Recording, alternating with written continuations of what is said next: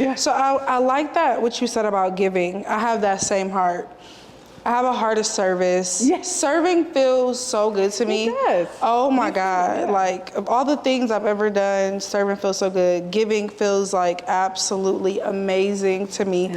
But having that heart without discernment, I've been taken advantage of.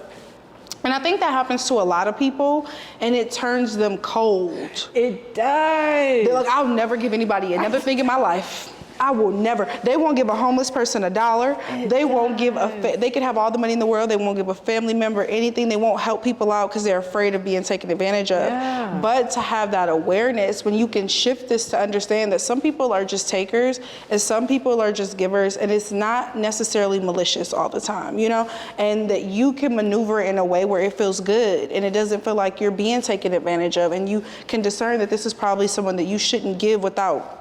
You shouldn't give to anybody without boundaries, but the boundaries you should put into place, you know, that awareness. And that awareness, right? And I think another big piece was that I used to have so much shame and guilt around not feeling like I was very emotionally in tune with myself or with others. But now recognizing that because of this weakness, is really not a weakness, it's really just an opportunity to allow myself to become vulnerable for people to come into my space to support me. Yeah, yeah. And so sometimes God will give us attributes and personality traits that are not for you. Yeah. They're for other people to come support you, because then you can see the goodness within others and how that goodness of God can come together with other people to make something so magical. Yeah, it's not always for you. I find that in most things, that it's not for you. My gifts are not for me. You know, like a lot of things I do, they're just not for me. And that gives them a bigger purpose, and I'm happy about it, actually. But okay, this is what I want to know. So where do we start? Let's say all I know is my sun sign. I know I'm a Virgo child. That's all I know. Where do I start? Just even in like being by myself with looking at my birth chart, what's some important things that I could pull out and like kind of that I should know for myself before even taking that in-depth analysis? Because you're going to tell me stuff, even with what I know, you have just like blown my mind. So like, what are like a few important little steps you can take to kind of like get in that space? I know you need to know what time you were born. Yes. That's number one. Yes. The time you were born, the location at which you were born, the date in which you were born, those are all very, very important factors. Feel free, y'all can always go utilize this free website called astrocafe.com. A lot of people are always very iffy about those things. They really want you to use like the professional astro.com site. And if you know how to read a birth chart, I would suggest that that's the best. But again, I think for the masses, right, don't want to make this a career, Astro Cafe is a beautiful place to start. I'm not always the biggest fan of their interpretations, which is where, again, my analysis comes in. But that's where you can start. And it can give you an idea of who you are, and you can just start to do your own research. But your moon placement is probably, I would say, the most important aspect of your chart, because it is your mind, it is your internal world. And your internal world manifests your external world. By far, I would say the most important placement. Okay. If you're in a relationship, I know a lot of people want to know, like romantically, your Mercury placement, because your Mercury is all about communication. It's all about the things you like to learn. It's all about how to turn information into monetization. Is a very, very important placement when you're with somebody romantically. Because if you're thinking about you want to marry this person and you're in it for the long haul, right?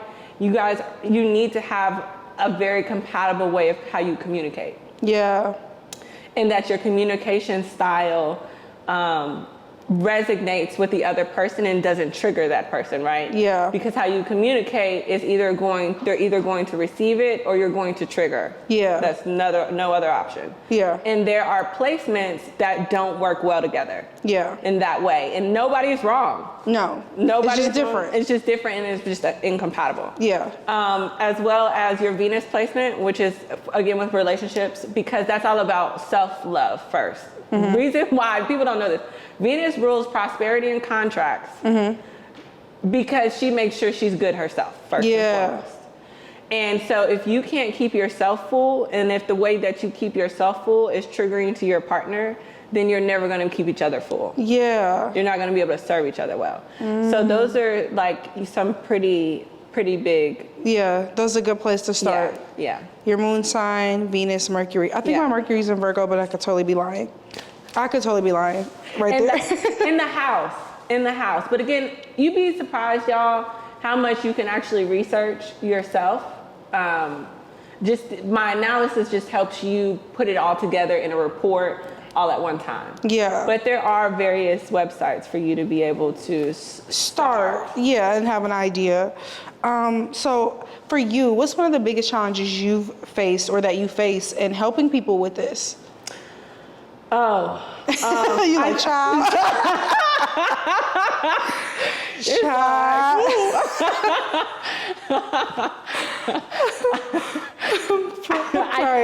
I'm trying not to curse. I'm crying. Okay, go ahead. I really think, for me, I always have to pray before I do a chart. Yeah. Because I never know how receptive somebody really is.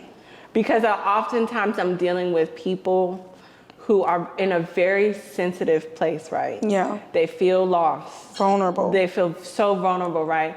They're so sensitive, and I absolutely am so careful and thoughtful about that. Yeah.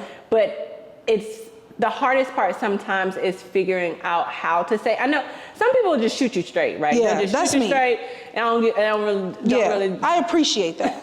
Yeah, I like that. But I'm very thoughtful and careful how I deliver the truth, right? Because often when people come to me, they're like one step away from feeling like this is too much.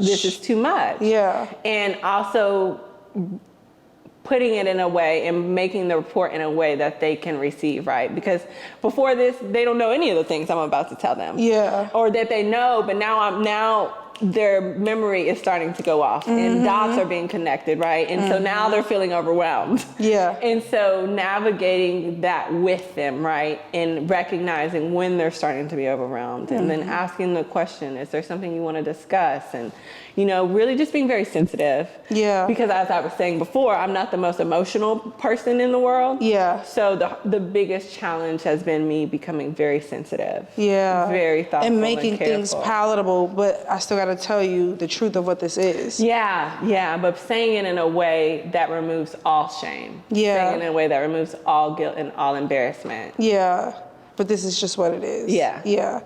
That does seem difficult to navigate. I don't know if I could do that. God knows what to give you. Because I'm a very straight shooter. Like, just tell me what it is straight up. Like, I can take emotion out of whatever. We can deal with the emotion later, but like, what is going on, Right. That's me. So this seems Those are my easiest clients. Yeah. Because just tell me. Shoot me straight. I want it all. I love all the information. That's me with anything. That's me in anything. Those are the easiest clients, but not every individual is like that. And we talked about that recently, just people who aren't very receptive to taking things in. And I know people like that are really close to me that you cannot tell them nothing. Without there being some level of offense or like having this wall up, or they feel like it's an attack, or they gotta bite back. And it's just like, it's just truth. I'm not like trying to beat you with truth here. I'm just trying to tell you, you know? That reason is one of the so there was a time when I was doing reports, right? And then there was a time where I was just doing recordings. But that is one of the biggest reasons why I do reports. Because I've had clients where they were not very receptive. But the beauty of the report is that you have this forever. Yeah. So at some point, because I know if the fact you came to me, right, and, you're and seeking spent something money with me, yeah, means that you are seeking improvement. But this may not be the moment for you to take it in. Yeah. And this report you'll have forever. So when that time comes, you have it. Revisit. You can revisit it anytime. Yeah. That seems like a lot. So this seems like a great step in beginning a journey of healing. I am like a healaholic. I gotta put that on a t-shirt. I am like a healaholic. Like I am always uncovering these things within myself and working on them and being very intentional. And just when I think I'm healed and just when I think I'm whole, it's something else to work on. Right, I tell people all the time, I love triggers. I love me too. I'm like, what was that? Right. Let me dig a little deeper. Where'd that come from? I ain't never felt that before. Or maybe I have, but it's been a long time. Exactly. The last time I felt that, I love that. I do. Some people scared of that. Some people are scared. I think I used to be. I'm a very reserved person. Again, I'm an analyst. And so all the stereotypical aspects of an analyst who is like very into the numbers, into the data. The facts. Yeah. Even stories for me are just very linear. Yeah. You know, this is what happened. Oh, no, not with me. Right. You know that. I'm into the emotion of the thing. Like, you know everything. Yeah. And so when I first started this journey, dealing with the triggers was very overwhelming. Yeah. But along the way, it's become easier, right? Because I say that I'm not emotional, but being triggered helps you understand how emotional you really are. Yeah. Yeah, for real. Because I like feelings. I can appreciate feelings to the point where I let them come and I observe them and I let them pass, even if it's an unpleasant one like anxiety or whatever. But I don't think I'm just walking around like a ball of emotion all the time. Like, hell no, I don't think I'm that way either, you know?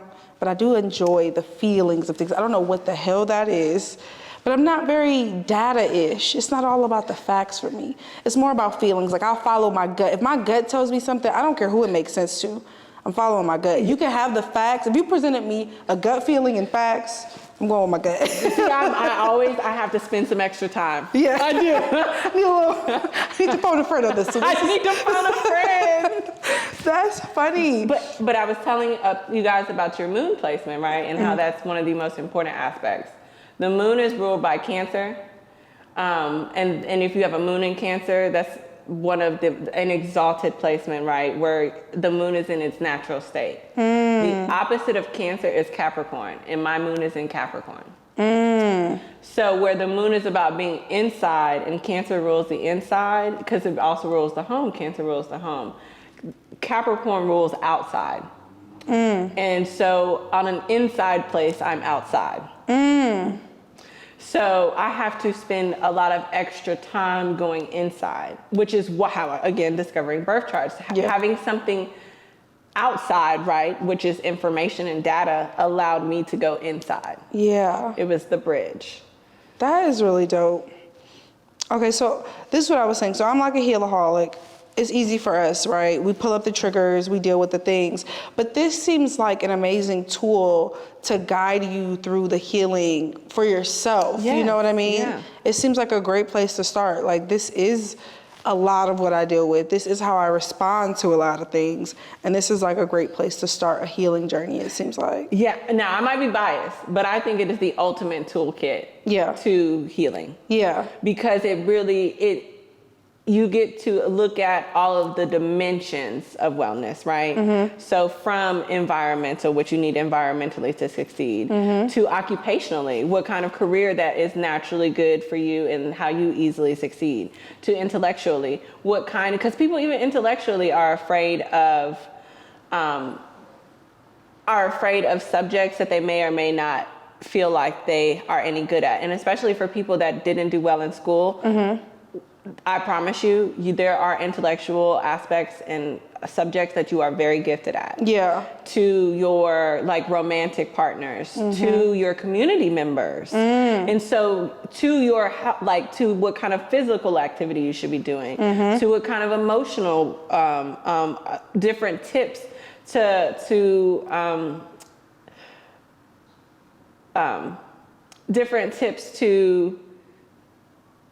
increase your emotional awareness and tips to increase your mental awareness.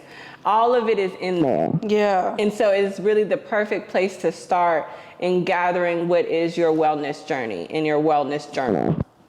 Because it's just like every part of you. Yeah. Bringing every part of you in, and looking at it and dissecting it. Oh, I love that. I can't wait to do my birth chart, child. I can't wait to see.